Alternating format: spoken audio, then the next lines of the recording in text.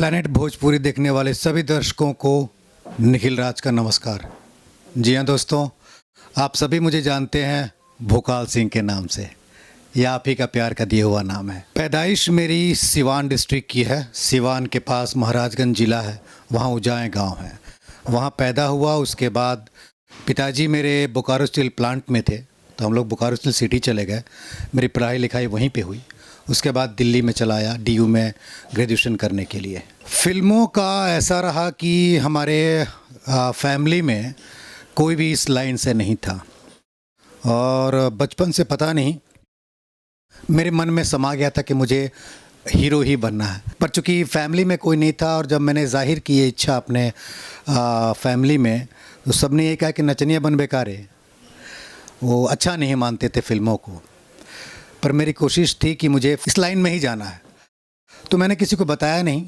हाँ, मैंने एक मैगज़ीन देखी थी जिस पे अमिताभ बच्चन जी और हमारे उस वक्त के बैडमिंटन प्लेयर थे विजय अमृतराज के, उनके फादर थे। तो जब मैंने इनका फ़ोटो देखा, मेरे दिमाग में आया कि यार अगर मैं स्पोर्ट्स में चला जाऊं तो मैं फिल्मों में जा सकता हूं। तो मैंने स्पोर्ट्स चालू किया तो मैं स्टेट लेवल, नेशनल लेवल तक खेला। उसके बाद दौरान ही मैंने 9th क्लास में जब था तो मैंने अपना ग्रुप खोल लिया, थिएटर ग्रुप, रंगश्री युवा संस्था बोकारो में, अपने दोस्तों के साथ मिलकर करने लगा। उसी वक्त संजय उपाध्याय जी आए NST से, और मैं 12वीं में था। तो फिर उसके बाद उन्होंने ऑफ़र बताया कि ऐसे ऐसे NST है, तुम आ सकते हो। फिर मैं वहाँ गया ग्रेजुएशन के लिए।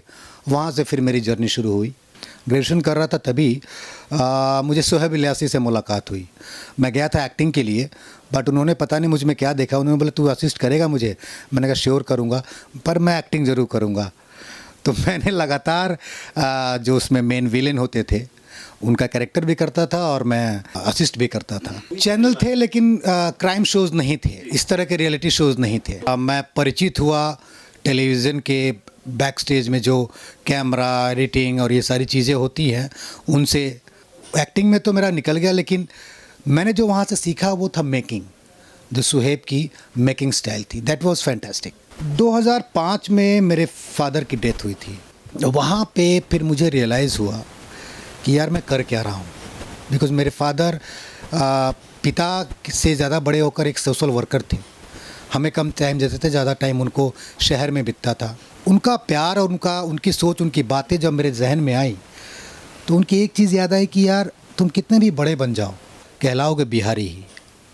जब लोग पूछेंगे कि कहाँ के हो तो कहोगे बिहार के हूँ।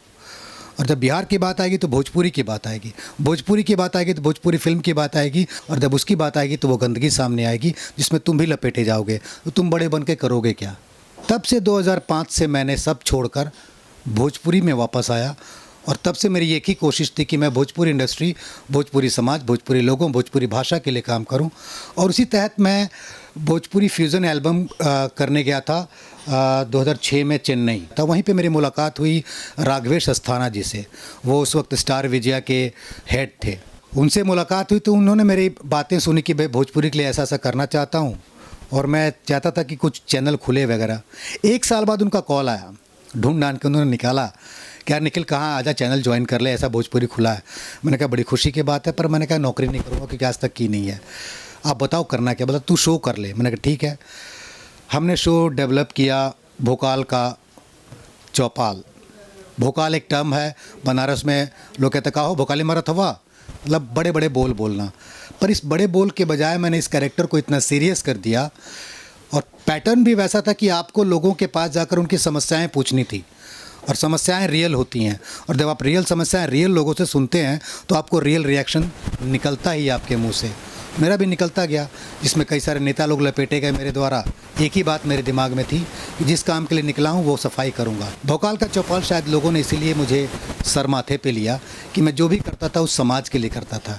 और वो इतना हिट हुआ कि आज नीतीश जी हों चाहे लालू जी हों, हर कोई जानता उसी नाम से। मेरी प्यारी जनता भी मुझे उसी नाम से जानती है। माताएं मेरे पास अपने बच्चों को लेकर आती थी कि भोकाल जी देखिए ना, बचवा को समझा दीजिए, नहीं पढ़ा। भोकाल रियल लाइफ में वैसा ही है जैसा एक आम आदमी होता है। मैं एक आम आदमी हूँ, एक एक्टर हूँ। मुझे अपने देश से प्यार है, मुझे अपने राज्य से प्यार है, मुझे अपनी भाषा से प्यार है।